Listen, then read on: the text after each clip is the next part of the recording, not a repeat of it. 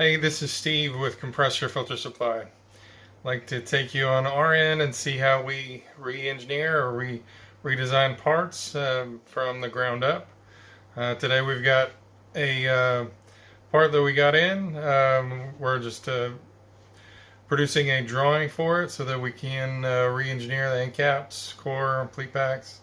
Take a look at this element here. We've got a cross to a Hydac or Internorman part with an O-ring groove, and the bottom is just a flat bottom.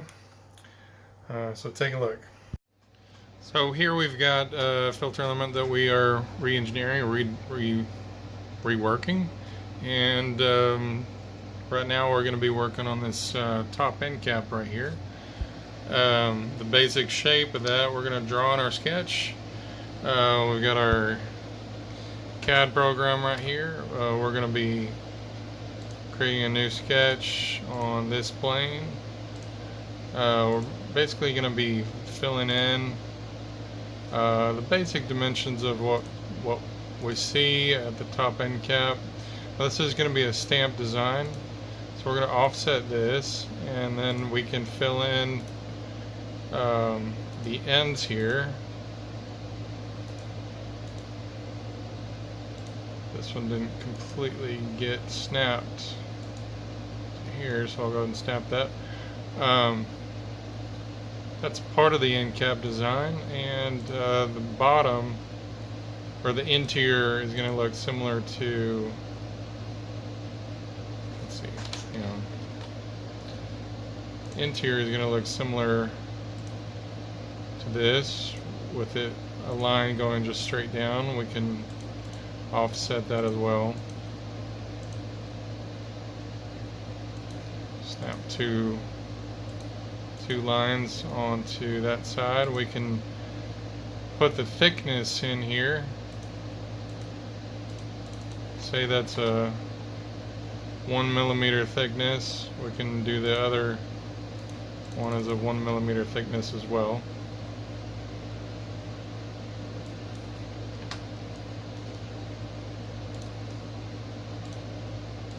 And these two parts are going to be tied up there.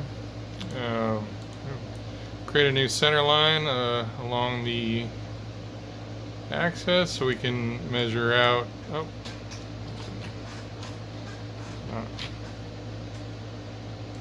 go right. I'll just go ahead and make that horizontal. Make a center line so we can actually do the diameters of the part.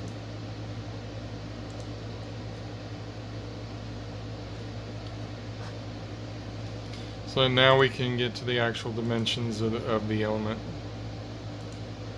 Come on.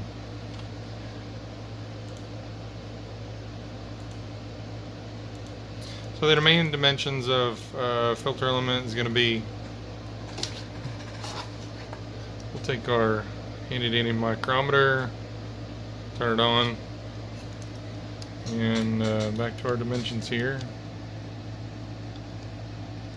This element looks to be around 44 and a half. So we'll go ahead and put this as 44 and a half. Brought it in quite a bit. These two lines right here are going to be parallel, so we'll make those parallel. Now the inner diameter is going to be here, and that squared up that dimension.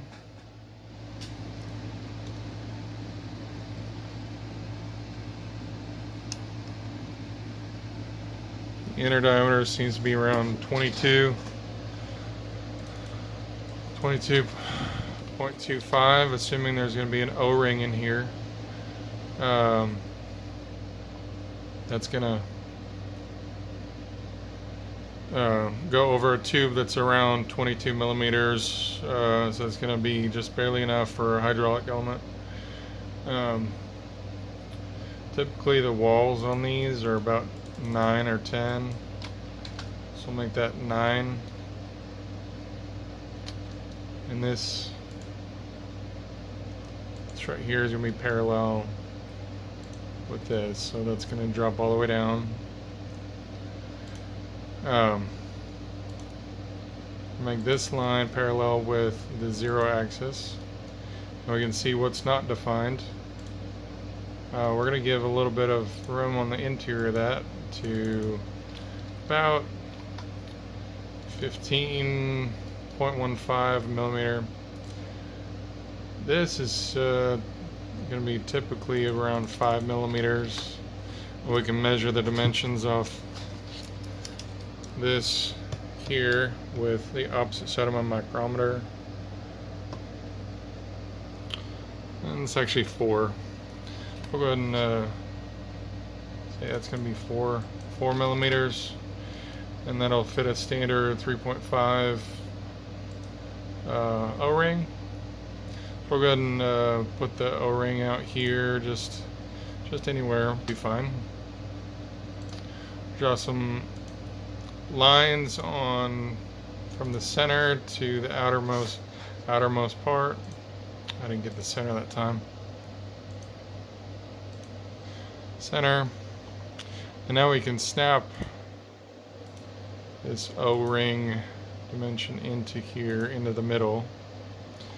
And now guess what? We can say this is going to be our O-ring ID. So I can come back here to this element and figure out what the O-ring ID is going to be.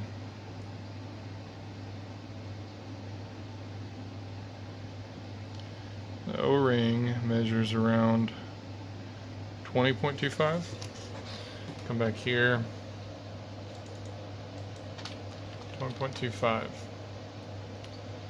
and that's pretty much it. We've created our top end cap.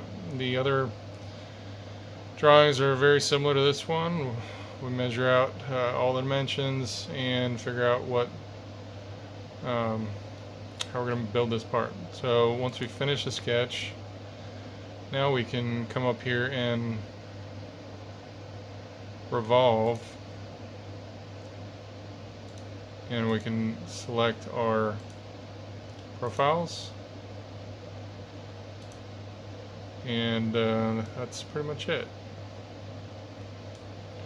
We've got our end cap drawing. Kind of looks a little bit different than this because of the wall.